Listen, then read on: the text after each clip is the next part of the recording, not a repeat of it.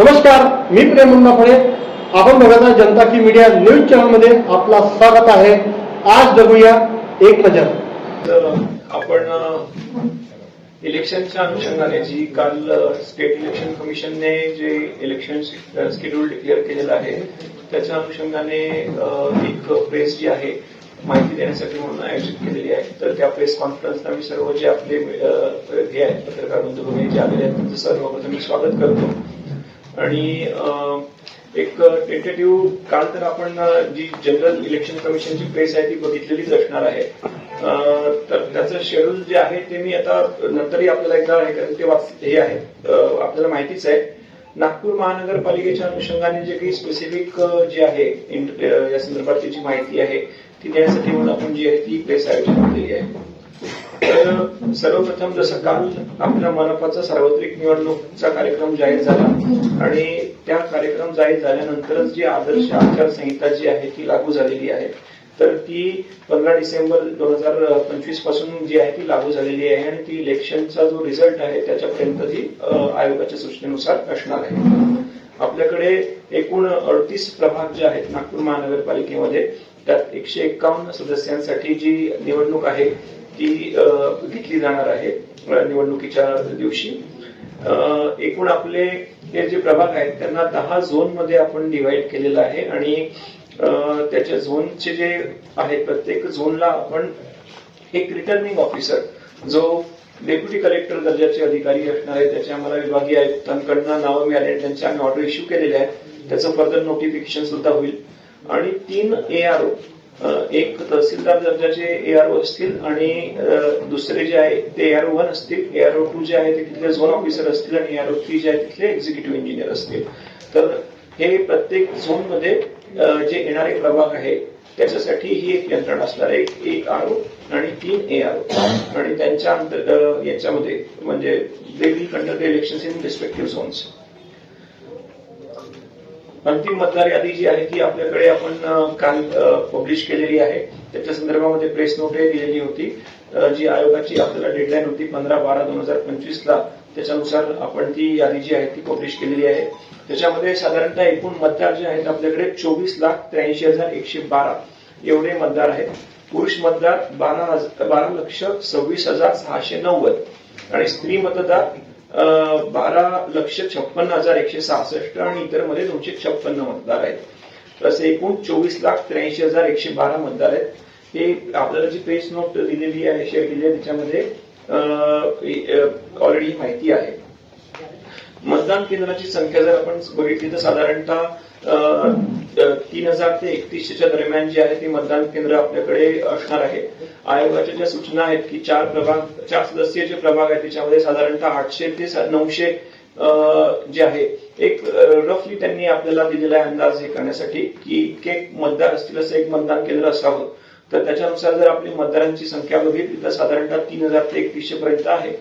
काही ठिकाणी आपण कमी पण मतदार जोडतो कारण की तिथे जॉग्राफिकल एक्सपान्स वगैरे जो आहे तोही आपल्याला कन्सिडर करावा लागतो कारण त्याच्या संदर्भात आयोगाची सूचना आहे की काही ठराविक अंतराच्या पलीकडे जाण्याची गरज नाही पडली पाहिजे म्हणून. तर ते कन्सिडर करून आपलं होईल आणि त्याची मला वाटतं 22 तारखेला आपली 20 तारखेला जे आहे मतदान केंद्रांची यादी जी आहे ती आपली येणार आहे.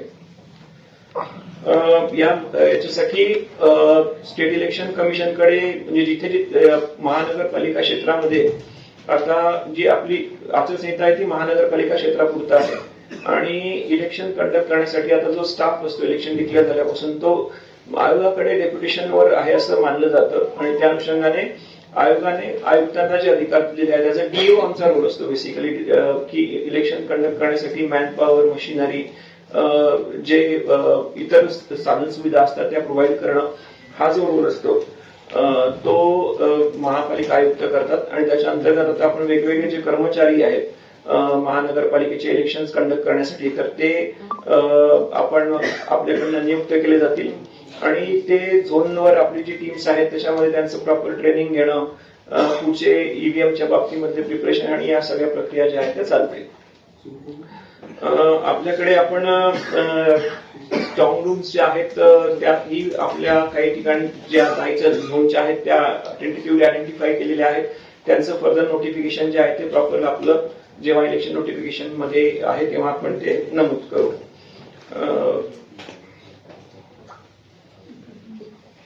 उमेदवाराच्या खर्चाची मर्यादा जी आहे ती 15 लाख जी आहे ती झालेली आहे. हा मागच्या इलेक्शनच्या तुलनेमध्ये याच्यामध्ये फरक झालेला आहे.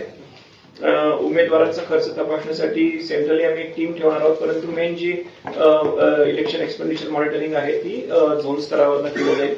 आचारसंहितेच्या पालनासंदर्भातही आपल्याकडे जे काही फ्लाइंग स्क्वॉड, SST म्हणजे stationary surveillance team, VST, VVT आणि एक आपण तक्रार निवारण कक्ष स्थापन करतो.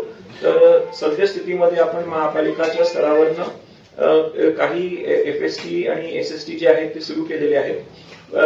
जसे जसं आपलं आता प्रोसीड होईल आणि ROs जॉईन करतील तसे झोन स्तरावरती अतिरिक्त गरजेनुसार ऍडिशनल SST, FST जे आहेत आणि इतर टीम ज्या नियुक्त करण्याचं काम आहे ते चालू राहील.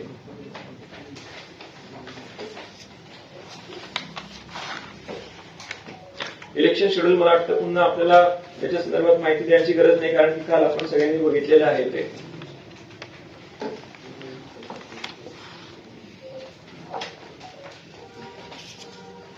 आपले रिझर्वेशनच्या संदर्भातलेही जे हे आहेत आपले रिझर्वेशन काढल्यानंतरची जी आपण पब्लिश केलं होतं ते ऑलरेडी सगळ्यांना याची कल्पना आहे.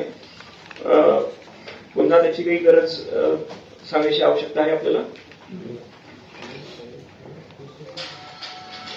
प्रत्येक प्रभागने आपण ज्याच्यामध्ये जे सदस्य आहेत त्याचं रिझर्वेशनचं एक प्रॉपर हे केलेलं आहे, परिशिष्ट 10 मध्ये माहिती दिलेली आहे.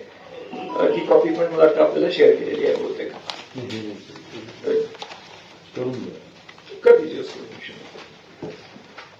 डिपार्टमेंटला काही माहिती द्यायची आणखी?